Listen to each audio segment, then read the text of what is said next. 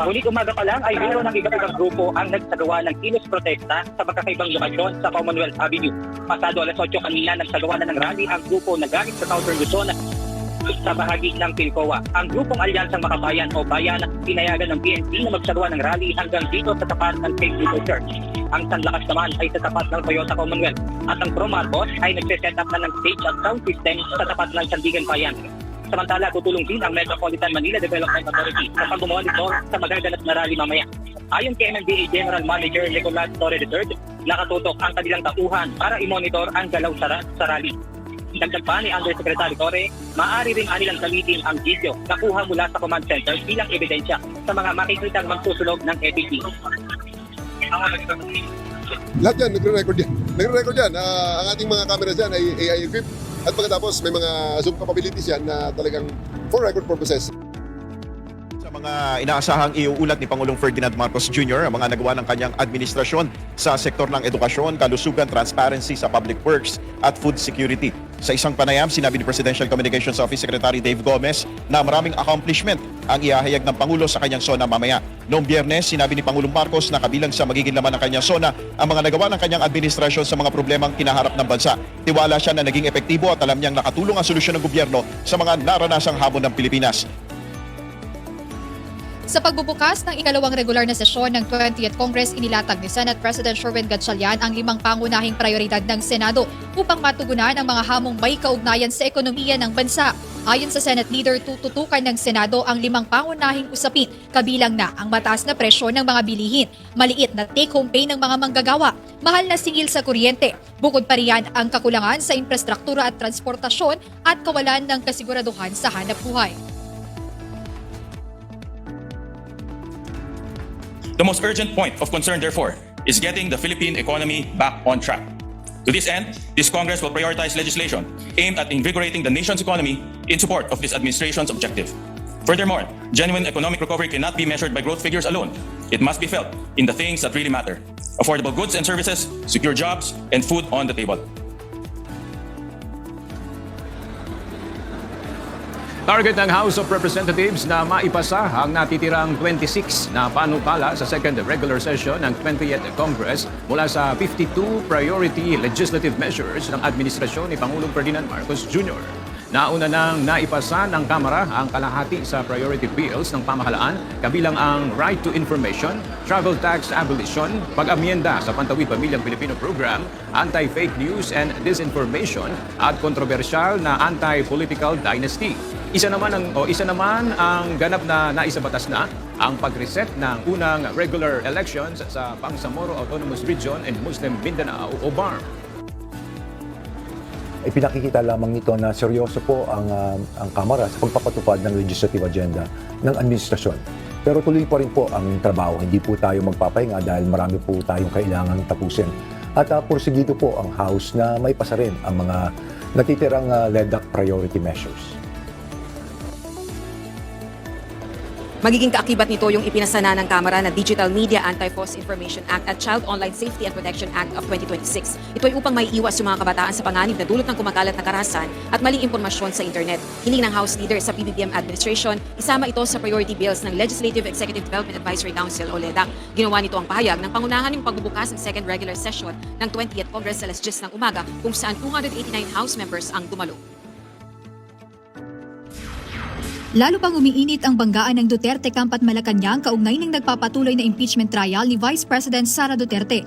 Sa National Assembly ng PDP laban sa Davao City, binatikos ni Davao City Mayor Sebastian Baste Duterte ang Administrasyong Marcos dahil anilay mas prioridad nito ang impeachment ng pangalawang Pangulo kaysa ang investigasyon sa mga umano'y maanumalyang proyekto ng pamahalaan.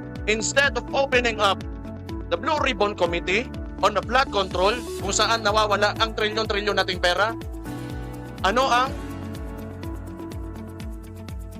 priority ng administration ngayon? Yung impeachment ng Vice President. Because we all know, pag hindi nila matatanggal ang Vice President ngayon,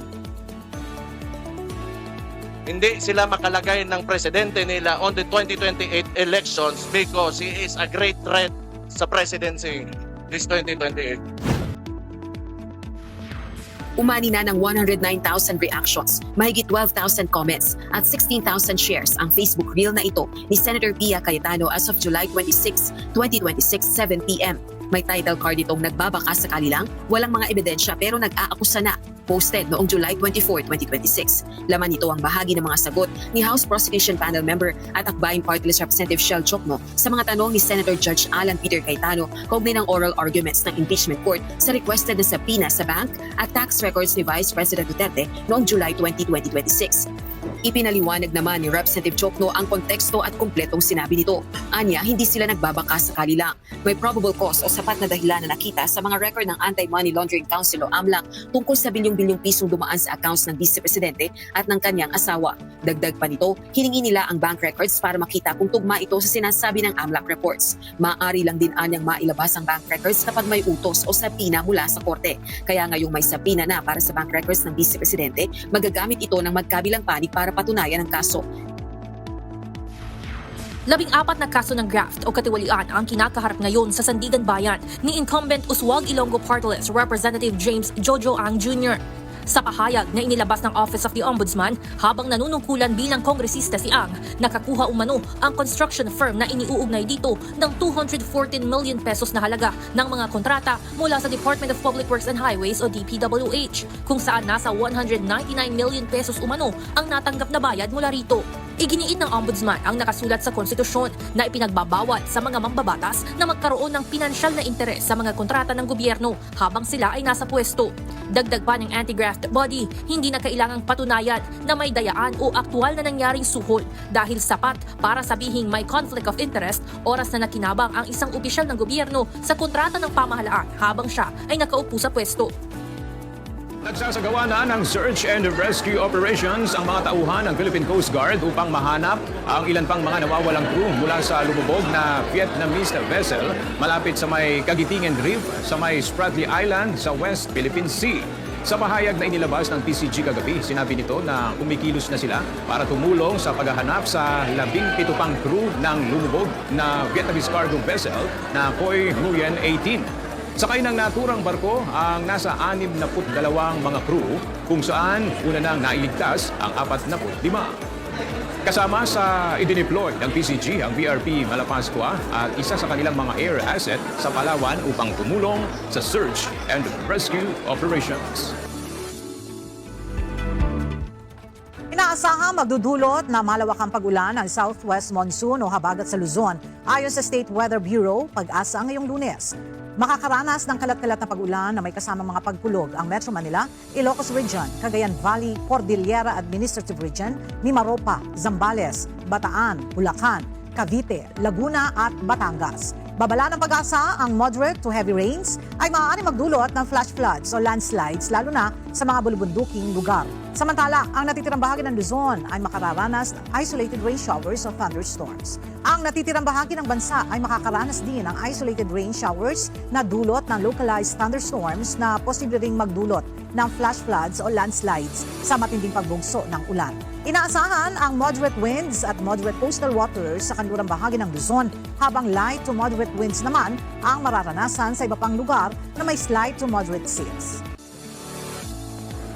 God na tinanggap ni Israeli Prime Minister Benjamin Netanyahu ang desisyon ng mga miyembro ng International Criminal Court o ICC na alisin sa pwesto ang Chief Prosecutor na si Karim Khan. Sinabi ni Netanyahu na lumabas na umano ang katotohanan matapos matanggal si Khan na nahaharap sa mga alegasyong may kaugnayan sa sexual misconduct na mariin naman niyang itinatanggi. Nauna nang bumoto ang mayorya ng mga miyembrong bansa ng ICC upang paalisin si Khan, ang kauna-unahang Chief Prosecutor sa kasaysayan ng hukuman na natanggal sa tungkulin. Inihayag ng oversight body ng ICC na nakagawa umano si Khan ng serious misconduct at serious breach of duty matapos ang isinagawang investigasyon.